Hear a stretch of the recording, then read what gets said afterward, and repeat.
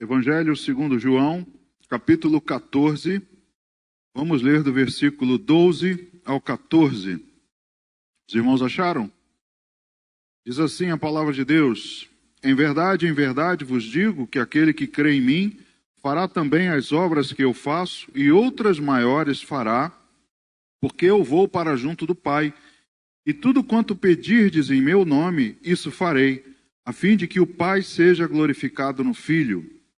Se me pedirdes alguma coisa em meu nome, eu o farei.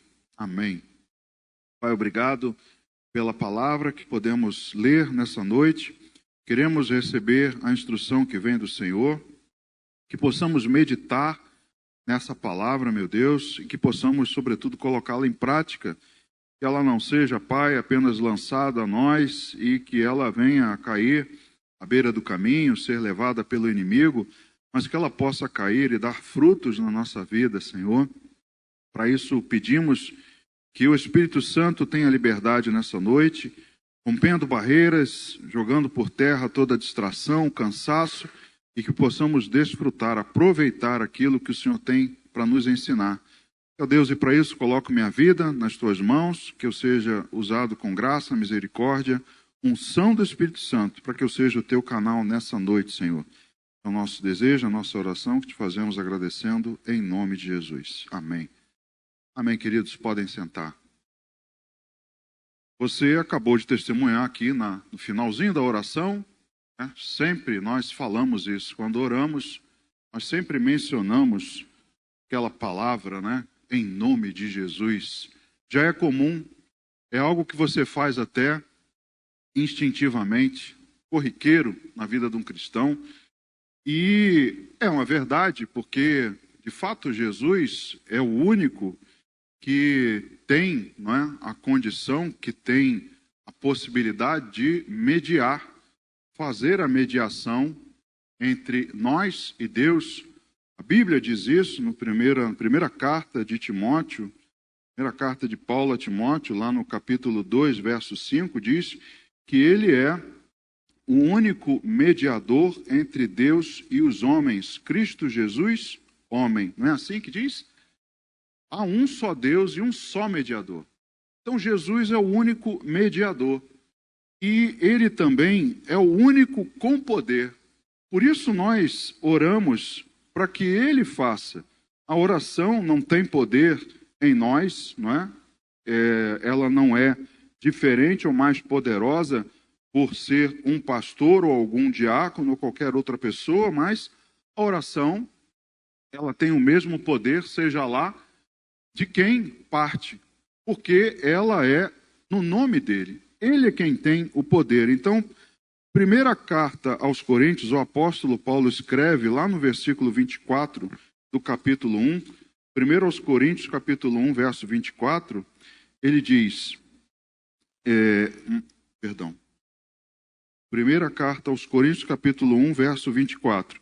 Mas para os que foram chamados, tanto judeus como gregos, pregamos a Cristo. E o que diz aqui? Poder de Deus e sabedoria de Deus. Então ele é o único mediador e ele é o único com poder, porque Paulo diz que ele, Cristo, é o poder de Deus. Então é natural fazermos isso e é correto. Aqui na passagem que nós lemos, Jesus está falando aos discípulos de um evento que iria acontecer, estava prestes a acontecer. Momentos depois disso, Jesus seria levado, traído por Judas e seria crucificado. E aqui ele conforta os discípulos, né? Está aqui dizendo a eles que ele iria para o Pai, que iria preparar lugar, que ele já sabia um caminho, né? E aí Tomé questiona: Senhor, para onde vais? Como é que nós vamos saber o caminho? Ele diz: olha, vocês têm andado comigo todo esse tempo e vocês não sabem? Então, Jesus está ali confortando os discípulos porque ele ia partir em breve. Um pouco depois ele também menciona a promessa de que o Consolador viria. Se ele não fosse o Consolador, o Espírito Santo não poderia vir. Então, Jesus está ali ensinando aos seus discípulos que ele iria partir. E está também ensinando a eles que a sua ausência física não seria empecilho, não seria problema, porque nós iríamos fazer coisas que ele diz, coisas maiores, se referindo à pregação do Evangelho, né, ao crescimento da igreja. Jesus estava então ensinando essas coisas aos discípulos. Ele bate nessa tecla mais à frente a respeito de pedir em seu nome, lá no próprio Evangelho de João, no capítulo 16 agora, do versículo 19 até o 24, veja só o que diz o Evangelho de João 16, do 19 ao 24. Percebendo Jesus que desejavam interrogá-lo, perguntou-lhes: indagais entre vós a respeito disto que vos disse? Um pouco e não me vereis, e outra vez um pouco e ver-me-eis? Em verdade, eu vos digo que chorareis e vos lamentareis, e o mundo se alegrará. Vós ficareis tristes, mas a vossa tristeza se converterá em alegria. A mulher, quando está para dar à luz, tem tristeza, porque a sua hora é chegada. Mas depois de nascido o menino, já não se lembra da aflição, pelo prazer que tem de ter nascido um homem. Assim também, agora vós tendes tristeza, mas outra vez vos verei. O vosso coração se alegrará, e a vossa alegria ninguém poderá tirar. Naquele dia me perguntareis: em verdade vos digo, se pedirdes alguma coisa ao Pai, Ele vos-la concederá em meu nome. Até agora nada tendes pedido em meu nome. Pedi e recebereis, para que a vossa alegria seja completa. Mais à frente, então, Jesus volta a tocar no assunto, dizendo: peçam alguma coisa em meu nome, e assim vos será feito. Então Jesus está ensinando a eles, preparando os seus discípulos para a sua partida, mas ensinando: olha, peçam em meu nome, porque eu já não estarei mais aqui, estarei ausente fisicamente, mas a oração poderá ser feita em meu nome. E quando a gente pensa sobre isso, né, sobre a palavra que eu mencionei, não é que há alguma coisa mágica por dizermos em nome de Jesus, como se fosse um abracadabra, um shazam, nada disso. Não é uma palavra mágica. O que há, irmãos, é bem simples. É alguém pedindo uma coisa a outra pessoa em nome de um terceiro. Concorda comigo? O que nós fazemos na oração? Nós estamos pedindo alguma coisa a alguém. A quem? A Deus. Estamos sempre orando: Senhor, Deus, faça esta coisa, cura o pastor Paulo, cura o Norivaldo, e é isso que te pedimos em nome de Jesus. Então, é alguém pedindo uma coisa a uma outra pessoa em nome de um terceiro. É simples assim. É por isso que a oração não é mais poderosa se eu fizer, se o pastor Paulo ou se um diácono, nada disso. O que tem poder é o nome de Jesus. E ele quer ensinar essas coisas aos discípulos. Porém, irmãos, quando nós estamos fazendo isso, é algo que nós devemos nos lembrar e vem à nossa mente, porque quando fazemos pedindo em nome de Jesus, na verdade estamos representando, pedindo em nome dele. Então é como se nós estivéssemos representando a Jesus. Jesus, enquanto estava aqui entre nós, nas suas orações, ele não precisava dizer isso. Ele não precisava dizer em meu nome, ele já estava aqui. Ele simplesmente orava ao Pai. Porém, agora eu estou pedindo algo a outra pessoa em nome dele. Então, eu estou invocando o nome de outra pessoa. É como se eu estivesse o representando. É algo que fazemos quando oramos. Estamos representando o Senhor. Vai lá no Evangelho segundo Mateus. Evangelho segundo Mateus, no capítulo 10, versículo 40. Mateus 10, verso 40. Veja só o que ele diz. O Senhor Jesus diz assim: quem vos recebe, recebe a mim. E quem me recebe, recebe aquele que me enviou. Quando nós estamos fazendo qualquer coisa, estamos representando Jesus. Palavras dele. Quem nos recebe, recebe a ele que nos enviou. E ele foi enviado por Deus. Então, ele era Deus e representava o Pai. Então, é algo simples, irmãos, porque estamos pedindo, mas representamos a ele. É por isso que usamos o nome dele. Estamos orando em nome dele. É como se ele estivesse aqui, mas não está.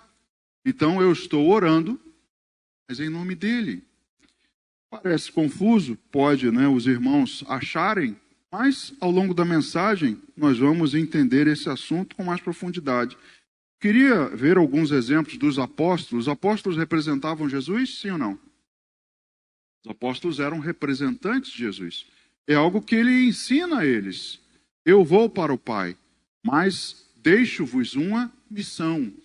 Se você olhar lá no final dos evangelhos, você vai ver o grande comissionamento, a grande missão que ele dá. Ele diz aos discípulos, que eles iriam pisar em serpentes, se os escorpiões os atacassem, se eles bebessem alguma bebida mortífera, nada lhes aconteceria, e que eles iriam batizar, iriam pregar as pessoas, tudo isso eles iriam fazer. Então ele está ensinando aos apóstolos o seguinte: olha, eu vou, mas vocês vão ficar com essa missão. Vocês vão seguir a partir daqui. Dou a vocês esse privilégio. Vocês não estão sós. Eu estarei com vocês, estarei capacitando, mas eu não estarei mais presente fisicamente. A partir de agora, vocês estarão me representando. Vocês estarão aqui em meu nome. Não é à toa que os discípulos foram chamados cristãos.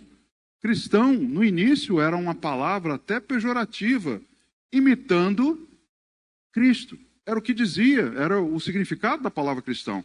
É um imitador, olha lá, um imitador de Cristo, um parecido com ele. Olha lá, um cristão.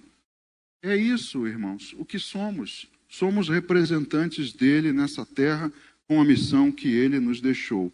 Então, olhando para a Bíblia, nós vamos ver aqui alguns exemplos dos discípulos que passaram a representar o Senhor. Atos capítulo 3, verso 6, passagem que Pedro e João curam um mendigo, na Porta Formosa, no livro de Atos capítulo 3, verso 6, diz assim: Pedro, porém, lhe disse: não possuo nem prata nem ouro, mas o que tenho, isso te dou. Em nome de Jesus Cristo, ele está aqui invocando o nome dele. Em nome de Jesus Cristo, eu te digo, anda, levanta e anda. Então, ele aqui está representando o Senhor e usando o seu nome.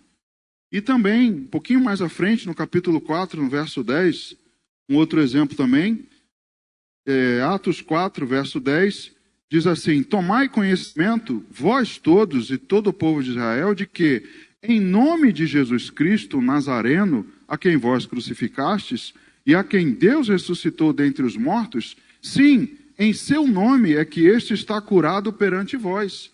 Quem fez? Olha, fui eu. Eu estava ali na porta e dei a ele essa palavra. Mas eu o represento. Eu estou aqui para representá-lo e digo, em nome dele, levanta. E aí as pessoas ficam admiradas e eles são levados, como se tivesse partido deles a obra. E Pedro explica, olha, não partiu de mim, eu apenas estou representando. O poderoso é ele. E no nome dele, que vocês crucificaram, é que esse aqui está curado. Então, Pedro e João, ali naquele momento, representando o nome de Jesus. Um outro exemplo também no livro de Atos, no capítulo 8, do verso 4 ao 7, uma passagem em que Filipe também está pregando e fazendo milagres em Samaria. Atos capítulo 8, do verso 4 ao 7, diz assim: entre mentes, os que foram dispersos iam por toda a parte pregando a palavra. Filipe, descendo a cidade de Samaria, anunciava-lhes a Cristo. As multidões atendiam, unânimes, às coisas que Filipe dizia, ouvindo-as e vendo os sinais que ele operava. Pois os espíritos imundos de muitos possessos saíam gritando em alta voz, e muitos paralíticos e coxos foram curados. E houve grande alegria naquela cidade. Quem fez? Foi Filipe? Sim. Em nome de quem? Em nome de Jesus. Filipe foi investido de autoridade, foi investido de poder, e ele, nesse nome, fez. Mas não partiu dele, ele estava ali representando o nome do Senhor Jesus e usando o seu nome para que as coisas acontecessem. Atos capítulo 16, do verso 16 ao 18. Atos 16, do verso 16 ao 18. Passagem que nós até mencionamos no domingo à noite. Paulo, né, expulsando um demônio de alguém que estava adivinhando. Diz assim: aconteceu que, indo nós para o lugar de oração, nos saiu ao encontro uma jovem possessa de espírito adivinhador, a qual, adivinhando, dava grande lucro aos seus senhores. Seguindo a Paulo e a nós, clamava dizendo: estes homens são servos do Deus Altíssimo e vos anunciam o caminho da salvação. Isto se repetia por muitos dias. Então Paulo, já indignado, voltando-se, disse ao espírito: em nome de Jesus Cristo, eu te mando, retira-te dela. E ele, na mesma hora, saiu. Queridos, quando alguém está imbuído de autoridade, imbuído de responsabilidade, a pessoa faz acontecer. Então, os discípulos estavam representando, receberam o poder e a autoridade para isso, e eles estavam fazendo o que o Senhor Jesus os mandou fazer. Ide, pregai, curai, batizai. Tudo isso eles estavam fazendo porque o Senhor deu a eles a incumbência.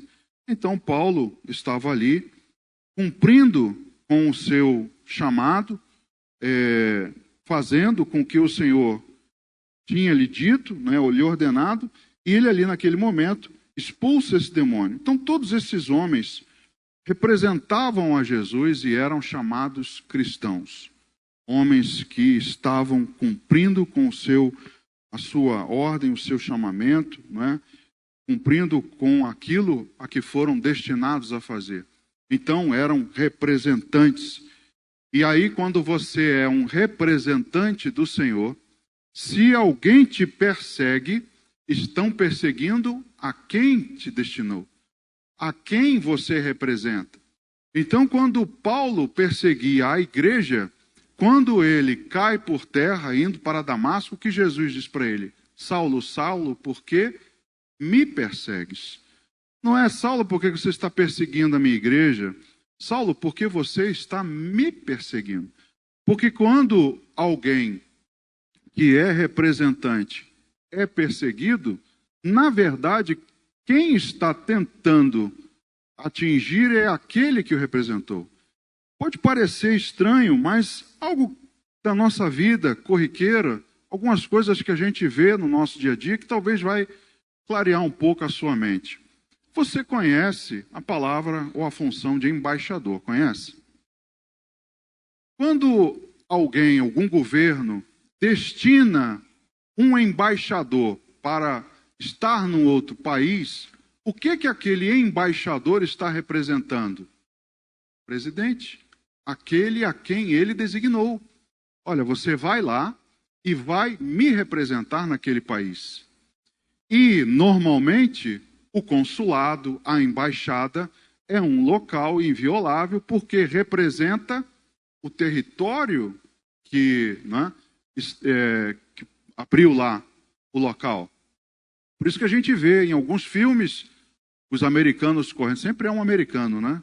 Ninguém corre para a embaixada brasileira, mas os americanos sempre correm para a embaixada porque, não, aqui estou seguro, estou dentro, e aí aqui você não pode entrar. Quando existe algum conflito, a gente tem visto aí as notícias, né? Brasil com tensões com Venezuela. Quando você está insatisfeito com um cara do outro país, o que você faz? Você chama o embaixador dele ali no seu país.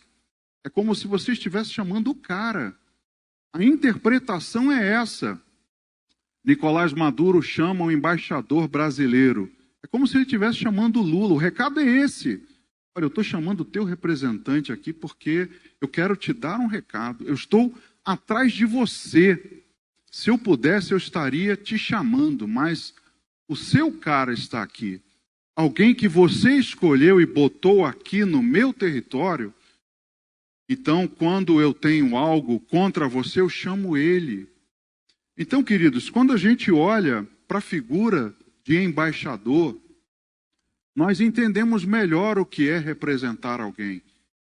E pasmem, a Bíblia nos chama, nos coloca como embaixadores de Cristo.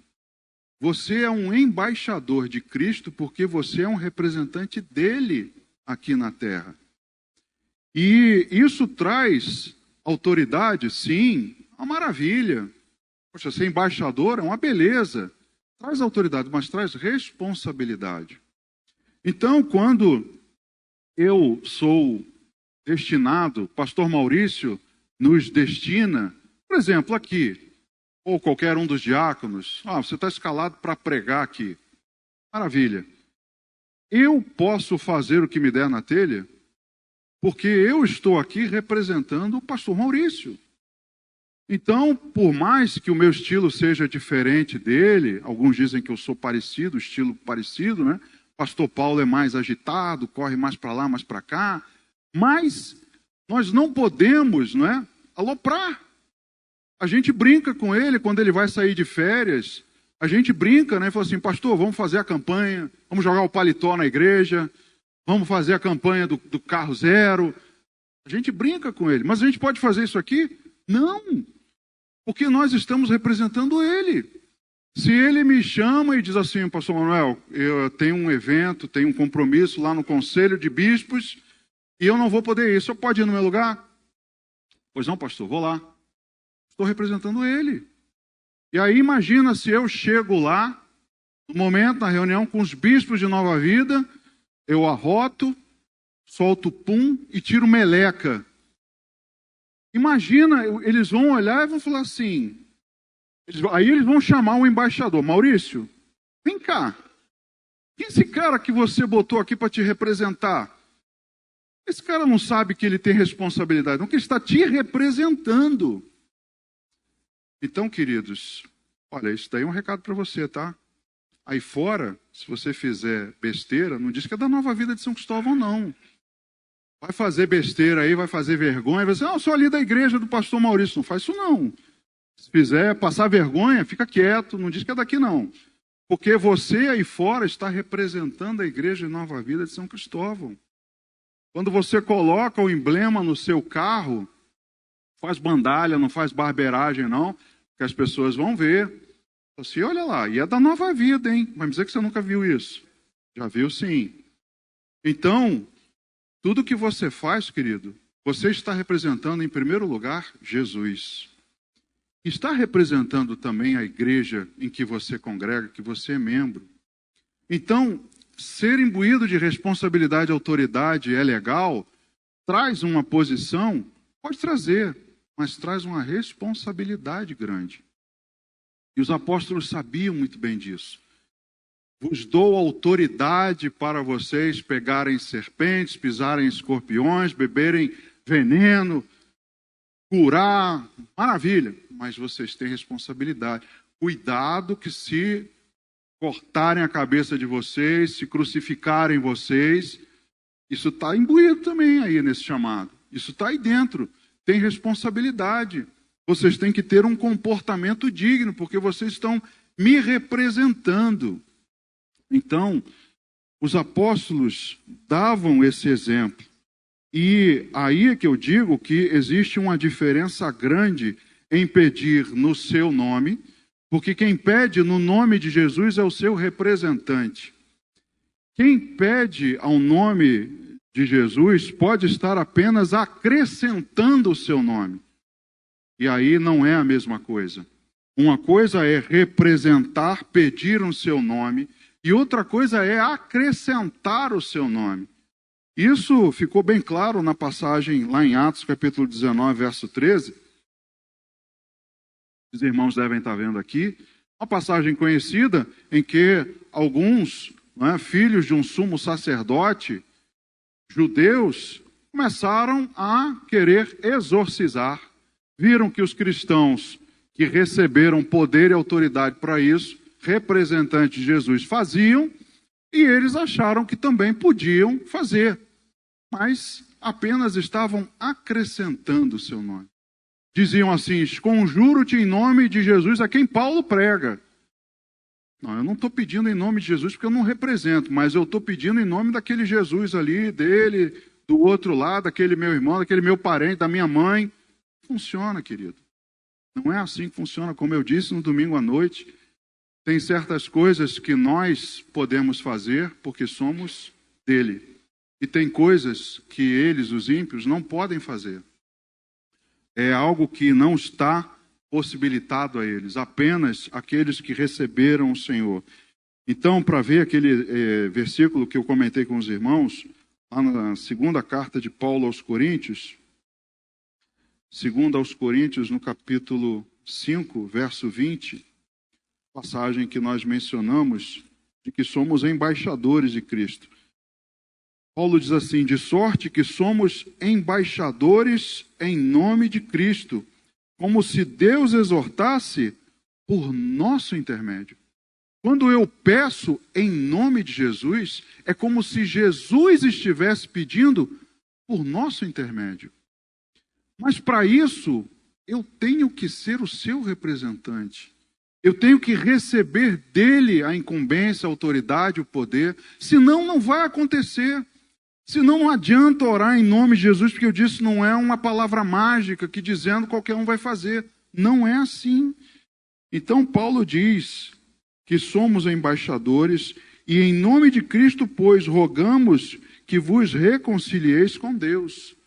Então, nós somos embaixadores, querido. Somos representantes. Algo que só é possível para mim e você que recebemos o Senhor Jesus, o Salvador, como nosso Senhor. E aí nós podemos orar em nome dele. Compreendeu? Ficou claro? Acho que agora ficou mais claro, né? Mas aí eu queria, para a gente caminhar para o final, queria ver contigo algumas características de um representante. Como eu disse, eu não posso representar o pastor Maurício lá na reunião com os bispos, tirando meleca, arrotando. Eu tenho que ter uma postura. Eu tenho que ter, né, algo coerente, porque eu estou representando alguém.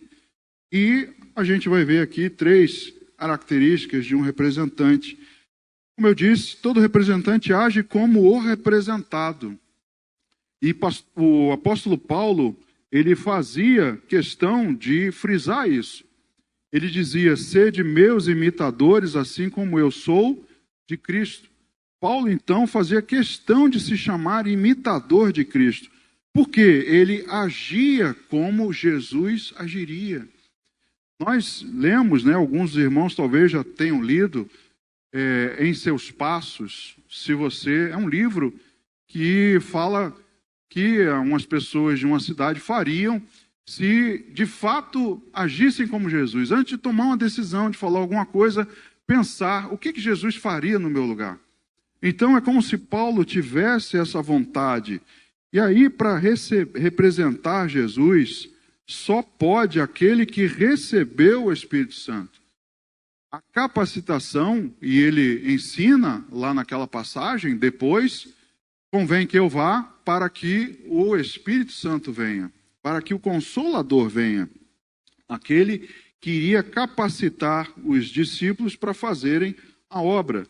Abre lá no livro de Atos dos Apóstolos, Atos capítulo 19, vamos ler do verso 1 ao 7, diz assim: aconteceu que, estando Apolo em Corinto, Paulo, tendo passado pelas regiões mais altas, chegou a Éfeso e, achando ali alguns discípulos, perguntou-lhes: recebestes, porventura, o Espírito Santo quando crestes? Ao que lhe responderam: pelo contrário, nem ouvimos que existe o Espírito Santo. Então Paulo perguntou: em que, pois, fostes batizados? Responderam: no batismo de João. Disse-lhes Paulo: João realizou o batismo de arrependimento, dizendo ao povo que cresce naquele que vinha depois dele, a saber, em Jesus. Eles, tendo ouvido isto, foram batizados em o nome do Senhor Jesus. E impondo-lhes Paulo as mãos, veio sobre eles o Espírito Santo, e tanto falavam em línguas como profetizavam.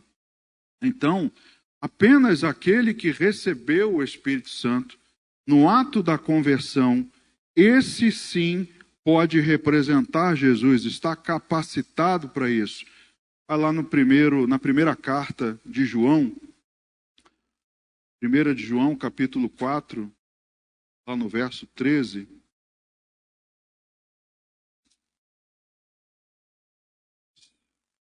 Primeira de João, capítulo 4, verso 13.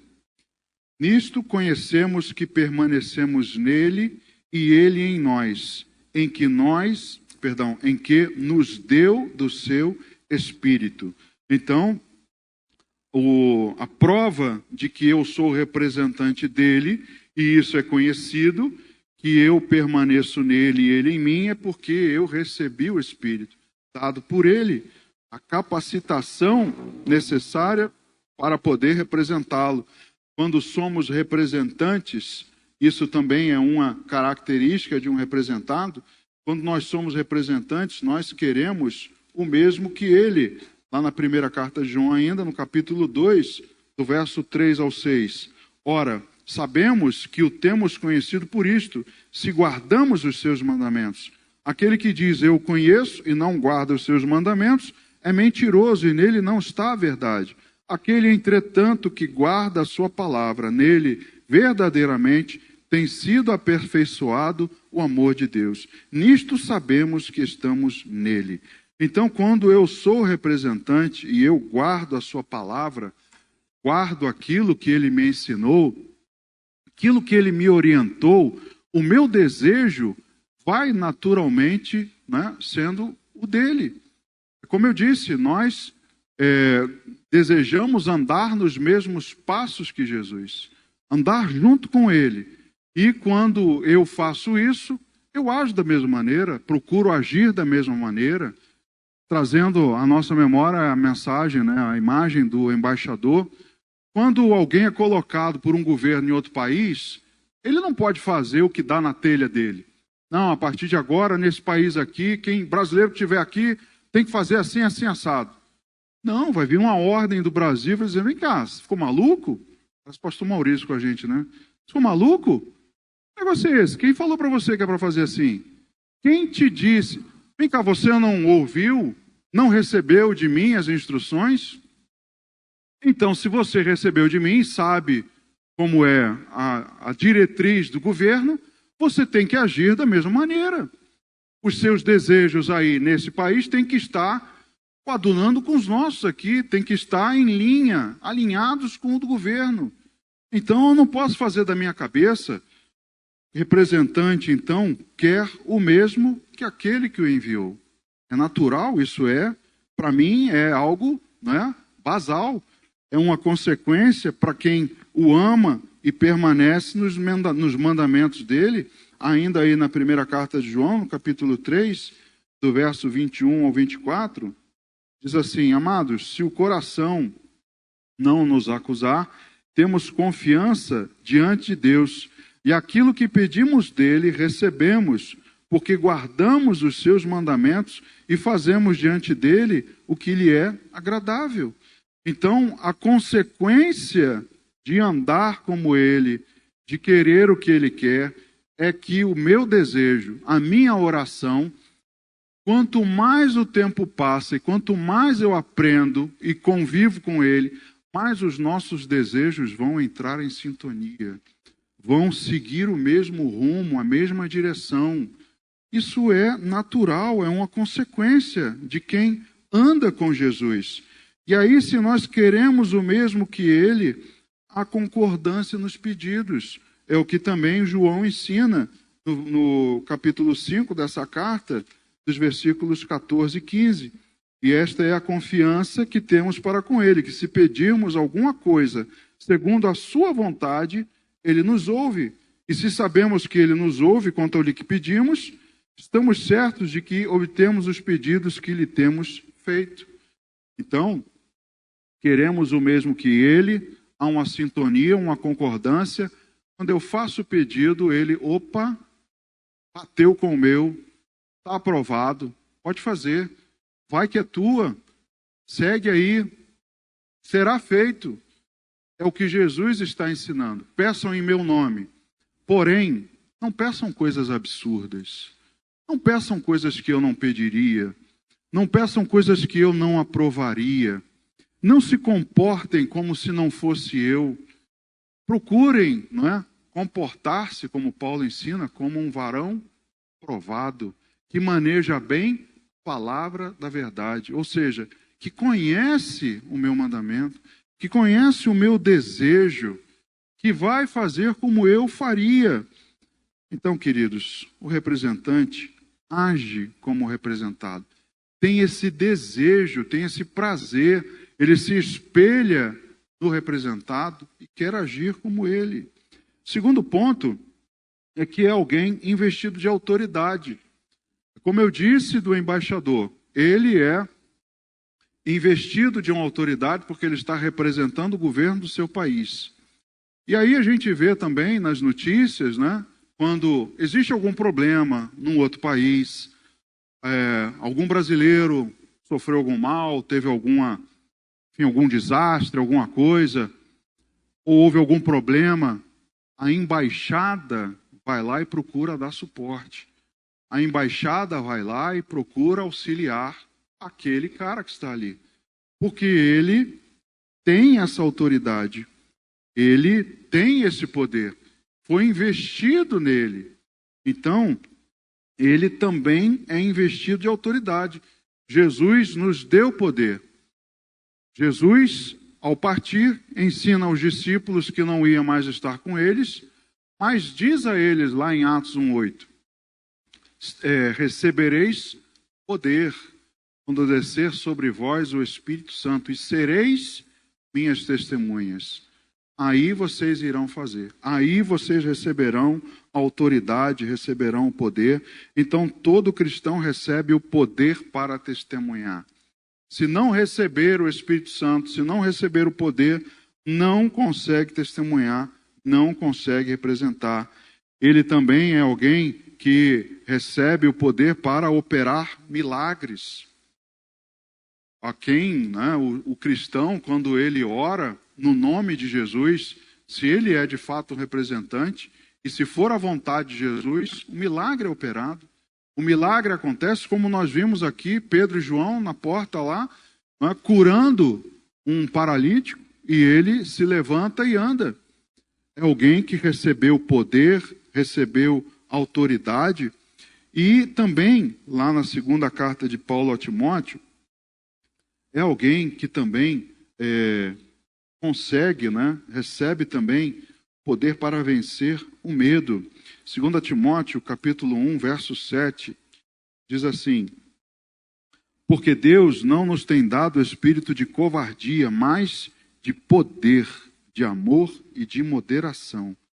Então, aquele que representa Jesus e recebe o Espírito Santo, naquela época, então, era muito mais flagrante aos olhos. As pessoas tinham medo. Os próprios discípulos, né? Venâncio mencionou isso aqui no culto jovem. Os discípulos, depois que Jesus foi crucificado, morreu, foi sepultado, eles se trancaram. Ficaram com medo. Até que Jesus aparece no meio deles e diz: Pai seja convosco. E aí eles ali percebem que o que ele havia dito era verdade. Olha, agora vocês me veem, não me verão mais, mas dentro um pouco vão me ver de novo. E aí eles percebem, caramba, ele avisou a gente, ele nos alertou sobre isso. Então, a partir daquele momento, quando Jesus sopra sobre eles o Espírito, o medo foi embora. Eles passaram a ter autoridade, passaram, né, a ter intrepidez, ousadia, e pregavam, iam na frente dos fariseus, do sinédrio, diante lá dos líderes de Roma, mas eles não tinham mais medo, venceram o medo. Jesus também os capacitou. Então, quem é investido de autoridade recebe poder, recebe, irmãos, para testemunhar, vencer o medo e operar milagres. Último ponto que eu queria ver contigo é que todo representante intercede por outros. Mais uma vez, trazendo nosso exemplo do embaixador. Quando acontece um problema, o brasileiro é preso, acontece, né, alguma coisa, algum tumulto, um brasileiro é preso, a embaixada vai lá interceder por ele. Através desse canal, há a possibilidade de como se fosse o próprio país intercedendo junto ao outro. Então ele vai pedir a um terceiro, pedir a alguém representando o nosso governo, porque ele intercede por outros. E nós, queridos, nós somos intercessores. Nós oramos uns pelos outros porque somos intercessores. Da mesma maneira, com a mesma autoridade e intimidade, ele também recebe pedidos de intercessão. Quantas pessoas já chegaram para você, sabendo que você é cristão, e falaram para você, ora por mim. Às vezes até ímpio, alguém que não é da mesma fé, mas reconheceu que você representava Jesus, viu em você um cristão fiel, e chega para você com toda sinceridade e diz, ora por mim, ora, intercede lá por mim, para que eu tenha a minha causa atendida. Então, queridos, nós cristãos somos intercessores, é uma prática nossa. Ainda aí nas cartas a Timóteo, agora na primeira, no capítulo 2, no verso 1, veja o que Paulo ensina a ele. Antes de tudo, pois, exorto que se use a prática de súplicas, orações, intercessões, ações de graças em favor de todos os homens. Somente eu e você, que somos cristãos, fomos capacitados, somos representantes, recebemos nessa investidura, nós podemos interceder em favor de todos os homens. Isso é a oração, querido. Isso é o que eu e você podemos fazer. O ímpio pode interceder, ele pode até orar, mas Deus não vai ouvir, porque não é alguém ruído de autoridade, não é alguém que o representa. Então não vai funcionar, não vai ter efeito. Tiago 5,16 é um versículo que a gente consegue lembrar, né? Versículo bastante costumeiro, que diz que nós devemos confessar os nossos pecados uns aos outros e orar uns pelos outros. Isso é intercessão. Com que finalidade? Para sermos curados. E ainda diz, muito pode por sua eficácia a súplica do justo. Mas é o justo que tem o poder? Não. Quem tem o poder é Jesus, é a quem eu represento, é a quem eu peço. Eu faço, eu sou um intercessor, eu vou orar pelo irmão, mas eu vou pedir em nome dele, porque ele é o poderoso para fazer. Eu recebi a autoridade, mas o poder é todo dele. Então, queridos, nós que somos representantes, temos responsabilidades, temos autoridade, temos poder, sim, recebemos da parte do Senhor, mas precisamos usar sabendo quem Ele é, sabendo a sua vontade, representando Ele dignamente, não causando vergonha. Então, para nós, é o momento da gente pensar, porque o nome dele é que é poderoso. E toda vez que nós fazemos algo que vai contra a sua vontade, nós manchamos o seu nome, trazemos vergonha sobre ele. Ah, pastor, mas, poxa, eu de vez em quando cometo uns deslizes, eu sou representante, mas de vez em quando eu erro. Ok, querido. O embaixador aí no mundo também erra. Nós podemos, eventualmente, desagradar aquele que representamos, podemos desagradar, eventualmente, podemos, não é, cometer um erro, mas nós precisamos pensar nas nossas práticas, dia a dia, que as pessoas precisam ver em você e em mim que nós representamos o Senhor Jesus, que nós somos embaixadores, que nós precisamos saber nos comportar, precisamos saber a sua vontade, se de fato Ele está em nós e nós estamos nele, se de fato guardamos os seus mandamentos. Então é algo para a gente pensar. porque se eu não fizer nada disso, eu vou até pedir, eu vou até orar no nome dele, vou até usar o nome dele, vou usar mal, e aí não vou ser atendido. É o que o apóstolo Tiago escreve na carta: pedis e não recebeis, porque pedis para vos esbanjardes nos vossos prazeres. Então eu tenho que prestar atenção naquele a quem eu estou representando. Que isso seja uma prática na nossa vida. Vamos ficar de pé? Vamos orar.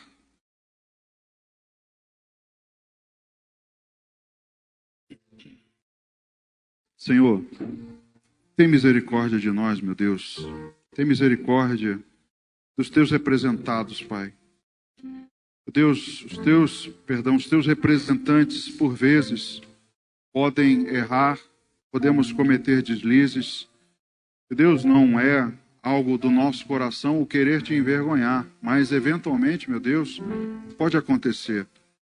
Pai, o que não queremos é que o Senhor se afaste de nós, que o Senhor se retire da nossa presença, que o Senhor retire de nós a condição de representante, que o Senhor retire de nós, meu Deus, a autoridade e o poder que há no teu nome, porque temos prazer, meu Deus, em usar nas orações, nas intercessões, porque sabemos que é da tua vontade, o Senhor nos manda fazer isso. Queremos, meu Deus, quando evangelizamos, queremos, Pai, ser conhecidos como seus servos. Queremos, meu Deus, honrar o teu nome, não envergonhar, Pai. Então pedimos ao Senhor, primeiro, misericórdia, e segundo, meu Deus, consciência do que fazemos, do que somos, do que temos vontade, os nossos desejos, as nossas aspirações, nossos planos. Pai, o que queremos é que eles estejam alinhados com a tua vontade. Meu Deus, e isso acontecendo, usa-nos, Pai. Usa-nos, meu Deus, de acordo com a tua vontade, em qualquer momento, em qualquer situação. É nosso prazer, meu Deus, reconhecer que fomos usados pelo Senhor. Ó Pai, que cada um de nós possa colocar isso em prática na vida. Se não atentávamos para isso, meu Deus, se não tínhamos a real noção e o peso dessa responsabilidade, que tenhamos a partir de hoje, que possamos, Pai, a partir de hoje, mudar o nosso comportamento, as nossas atitudes, e que possamos, meu Deus, ser dignos do nome que representamos. Oh, Pai, tem misericórdia de nós e nos ajuda. É a nossa oração, Pai, que fazemos te agradecendo, em nome de Jesus.